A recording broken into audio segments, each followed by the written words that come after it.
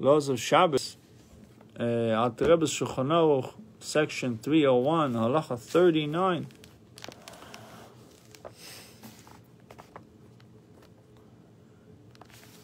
So we spoke about yesterday, discussed the leniency of to go out carrying money. So we said if there is a pouch that is sewn into the garment, and it's not the usual way that you would carry it, it was on your clothing, and you were afraid to leave the clothing in the house because you don't trust the people, or it's a goyim, you're afraid that it's a great loss, and then you're allowed to go with it.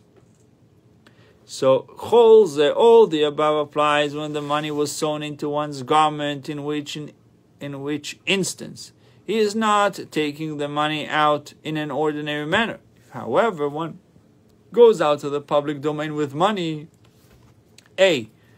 bundled up in his garments or held in a pocket sewn into his garment, which is the ordinary manner one takes it out during the week. B, in a hollow belt, with which at times it is common to take out the money when its opening is positioned upward. C, placed between his clothes and his body, in places where it is common at times for one to take out money. In this manner during the week, it is forbidden to go out carrying the money in the above manners, even to a Carmelis. This applies even when one is afraid to remain inside with money, lest non-Jews become aware that he is carrying money. It is even forbidden to move the money to hide it in a place in the same courtyard in which he is located, because a prohibition forbidden as a shvus, which is a rabbinical concern, in the complete sense, was never permitted, even because of fear of a great loss.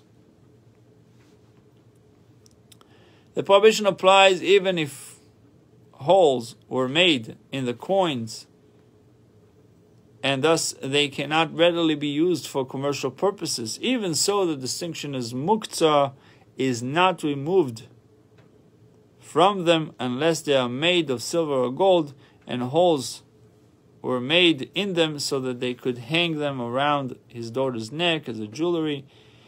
In that instance, if they were designated for that purpose, it is permitted to move them even when there is no concern for a loss at all. Nevertheless, it is permitted for a person to carry the money with him in none of the above mentioned manners, in the same courtyard in which he is located, because this is considered as carrying in an irregular manner, since he is not carrying it by hand, only with his body. This leniency is granted only when there is a concern